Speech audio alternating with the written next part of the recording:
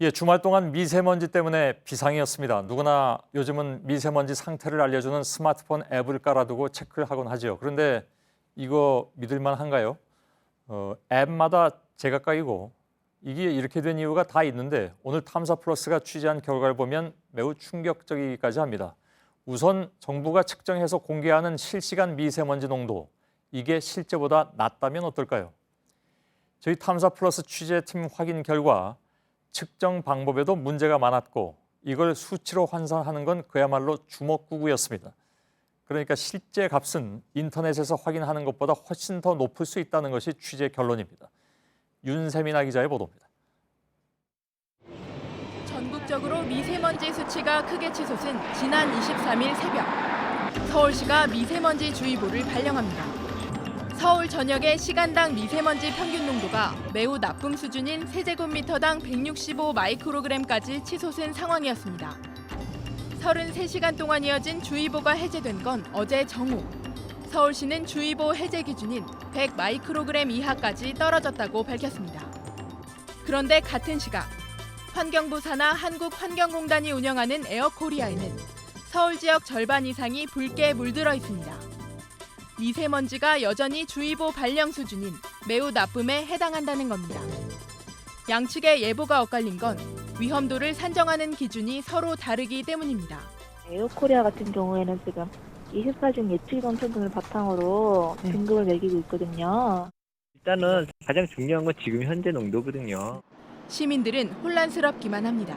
지자체나 환경부가 발표하는 내용이 다르니까 나올 때 제가 어느 곳을 보고 나와야 될지 그게 많이 헷갈릴 때가 많아요.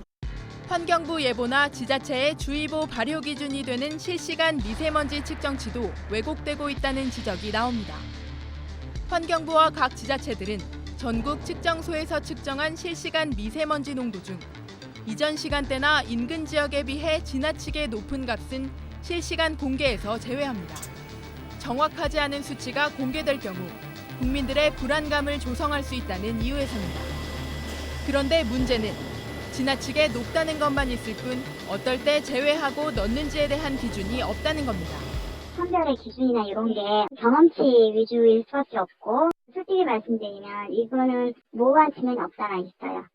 지자체 담당자들도 수치를 공개할 때 주관적인 판단이 작용될 수밖에 없다고 인정합니다. 때에 따라서 저희가 이상 차례로 넣을 때도 있고요. 그거는 이제 저희 판단을 해서 하는 건데. 특히 측정소 주변에 공사나 화재가 발생하는 경우에도 제외할 수 있어 논란이 되고 있습니다. 도로 공사를 한다든가 이런 부분에 대해서는 인위적인 영향이 있으면 날리든 문문화된 건 없습니다. 낮은 거는 뭐 날리진 않죠. 결국 도로공사나 건설공사가 수개월에서 수년까지 지속되는 경우 이 주변의 미세먼지 농도는 통계치에서 빼는 경우가 있다는 게 관계자들의 전언입니다. 실제로 시민들이 들이마시는 공기 중 미세먼지 농도는 높지만 지나치게 높다는 이유로 통계치에서는 빠지는 겁니다. 전국에 설치돼 있는 320여 개 미세먼지 측정소의 위치도 문제로 꼽힙니다. 환경부 지침은 미세먼지 측정소의 높이를 1.5에서 10m 높이 이내로 규정하고 있지만 측정소 절반 가까이가 이를 어기고 있는 것으로 드러났습니다. 각 지자체가 임대료와 소음 문제 등을 이유로 공공기관 옥상 등 높은 곳에 설치하고 있기 때문입니다. 환경부가 허용하고 있는 측정소 높이의 최대 4배 가까운 곳에 설치된 한 지자체의 미세먼지 측정소. 지상 39m 옥상 위에 설치돼 있는 대기오염 측정소 바로 앞에서 미세먼지를 직접 측정해봤습니다. 측정 결과 나쁨 단계에 해당하는 132를 기록했습니다.